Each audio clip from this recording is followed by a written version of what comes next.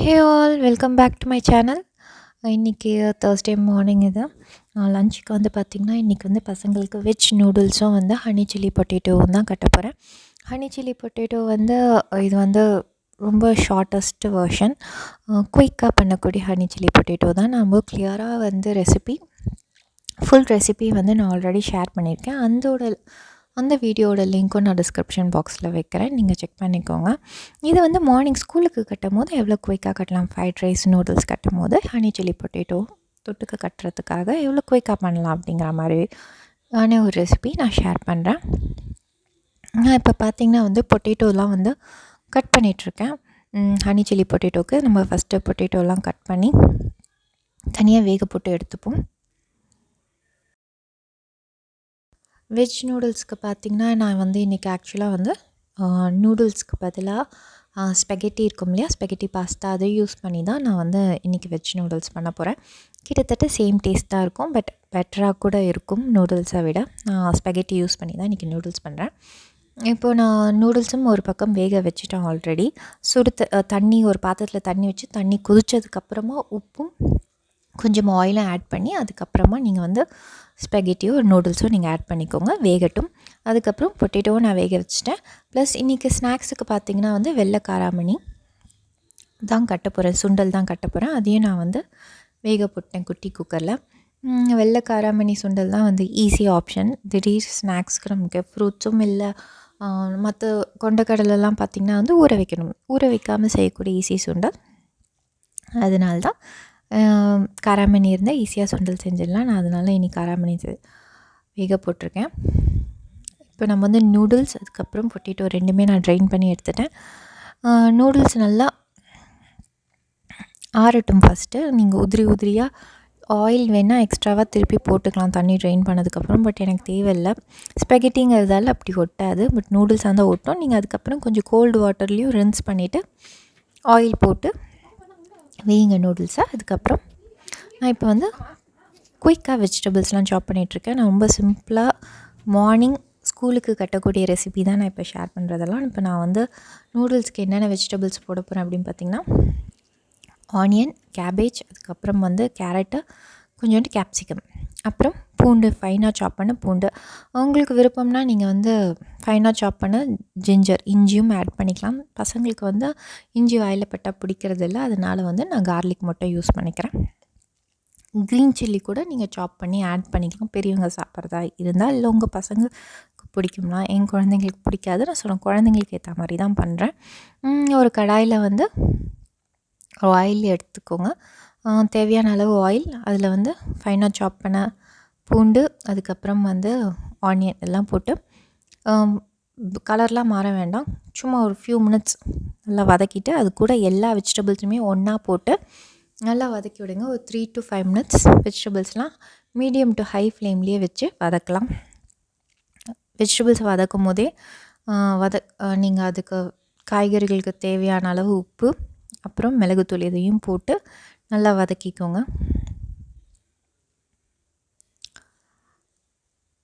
Salt போடும்போது கேர்ஃபுல்லாக போடுங்க. நம்ம இந்த நூடுல்ஸில் வந்து சாஸும் ஆட் பண்ணுவோம் இல்லையா, அதாவது 1 teaspoon soya sauce, 1 teaspoon chilli sauce, அதுக்கப்புறம் 1 டீஸ்பூன் கெச்சப், டொமேட்டோ கெச்சப், அதுக்கப்புறம் 1 டீஸ்பூன் வினிகர், இதெல்லாம் ஆட் பண்ணுவோம். இந்த சாஸ் எல்லாத்துலேயுமே சால்ட் இருக்கும், அதனால் நூடுல்ஸ்லேயும் காய்கறிகளுக்கும் நீங்கள் உப்பு ஆட் பண்ணும்போது பார்த்து ஆட் பண்ணுங்கள்.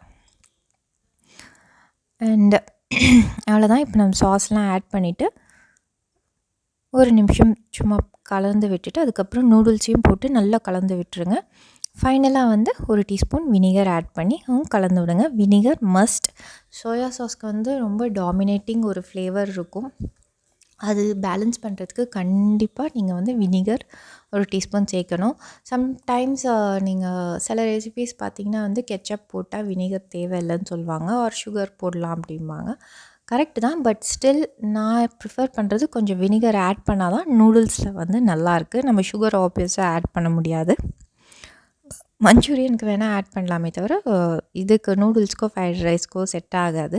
அதனால் வினிகர் கெச்சப் ஆட் பண்ணாலும் கொஞ்சம் வினிகர் ஆட் பண்ணுங்கள், அப்போ தான் உங்களுக்கு கரெக்டாக இருக்கும். So noodles is ready. குயிக்காக ஆகிடும். இது மார்னிங்க்கு இவ்வளோ வேலையாக இருக்க மாதிரி இருக்காது, குயிக்காக பண்ணிடலாம். நான் இப்போ ஒரு பேனில் கொஞ்சம் ஆயில் எடுத்து நம்ம வேக வச்சுருக்கோம் இல்லையா பொட்டேட்டோ, உருளைக்கிழங்கு, அதை வந்து ஃப்ரை பண்ண ஒரு பேனில் போட்டுட்டு இப்போ தனியாக ஒரு பவுலில் பார்த்திங்கன்னா நம்ம வந்து சாஸ்லாம் மிக்ஸ் பண்ணிக்கலாம். என்னென்ன சாஸ் பார்த்திங்கன்னா அதே தான். சோயா சாஸ் ஒரு டீஸ்பூன், சில்லி சாஸ் ஒரு டீஸ்பூன், அதுக்கப்புறம் வினிகர் ஒரு டீஸ்பூன். கெச்சப் நான் ஆட் பண்ணல, இங்கே கெச்சப் அவசியம் கிடையாது, நம்ம ஏன்னா ஹனி தான் போட போகிறோம். அதுக்கப்புறம் கார்ன்ஃப்ளவர் போட்டு கொஞ்சமாக தண்ணி ஊற்றி கொஞ்சமாக கார்ன்ஃப்ளவர் போடுங்க. நான் ட்ரையாக பண்ணுறதால நான் கொஞ்சமாக கார்ன்ஃப்ளவர் போட்டு கொஞ்சமாக தண்ணி ஊற்றிக்கிறேன். நல்லா உங்களுக்கு கொஞ்சம் கிரேவி வேணும் அப்படின்னா நீங்கள் அதுக்கேற்ற மாதிரி இன்னும் கொஞ்சம் கார்ன்ஃப்ளவர் போட்டு கொஞ்சம் தண்ணியும் அதுக்கேற்ற மாதிரி ஊற்றிக்கணும். சாஸும் அதுக்கேற்ற மாதிரி நீங்கள் அதிகம் பண்ணிக்கணும். நான் ட்ரையாக தான் பண்ண போகிறேன், அதனால தான் ஒரு டீஸ்பூன் போட்டிருக்கேன். இப்போ நீங்கள் அந்த பவுலில் நீங்கள் போட்டு மிக்ஸ் பண்ணி வச்சுருக்கோம் இல்லையா ஸ்லரி, நீங்கள் சாஸ்லாம் இதில் தனியாக ஆட் பண்ணி அதுக்கப்புறம் ஸ்லரி பண்ணி கூட ஊற்றலாம். பட் ஸ்லரிலேயே எல்லா சாஸையும் போட்டுட்டு நம்ம ஊற்றுறது, மிக்ஸ் பண்ணி ஊற்றுறது தான் ஈஸியான ஒரு வேலை. எதுவும் மிஸ் ஆகாது, டக்குன்னு ஆகிடும். இப்போ நம்ம பண்ணி வச்சுருக்க ஸ்லரி எல்லாத்தையும் போட்டு சும்மா 2 மினிட்ஸ் ஹை ஃப்ளேம்லேயே வச்சு நல்லா பெரட்டினீங்கனாலே சீக்கிரமாகவே இழுத்துரும் சாஸ் சீக்கிரம் குக் ஆகிடும். குக் ஆனதுக்கப்புறம் இந்த மாதிரி ட்ரை ஆனதுக்கப்புறம் நான் ஆஃப் பண்ணிவிட்டு அதுக்கப்புறம் தான் வந்து ஹனி ஊற்றுறேன். அடுப்பு முன்னாடியே ரொம்ப நேரம் குக் பண்ண வேண்டாம். ஹனி ஊற்றிட்டு நீங்கள் திருப்பி போட்டு குக் பண்ணிகிட்ருக்காதீங்க, ஒரு மாதிரி நீத்து போயிடும். நீங்கள் ஸ்டவ் ஆஃப் பண்ணிவிட்டு உங்களுக்கு எவ்வளோ ஸ்வீட்னஸ் அதிகமாக வேணுமா இல்லை காரம் அதிகமாக வேணுமான்ற இதை பொறுத்து நீங்கள் சில்லி சாஸையும் ஹனியும் பேலன்ஸ் பண்ணிக்கலாம். ஸோ எங்கள் குழந்தைங்களுக்கு ஸ்வீட்டாக பிடிக்கணும்னா கொஞ்சம் அதிகமாக தான் ஹனி போட்டிருக்கேன். அவ்வளோதான், முடிஞ்சிருச்சு ஹனி சில்லி பொட்டேட்டோ. இப்போ வழக்கம் போல் சுண்டல் தாளித்து விட்டுட்ருக்கேன். லைக் நம்ம யூஸ்வலாக நார்மலாக சுண்டல் தாளிக்கிற மாதிரி தான்.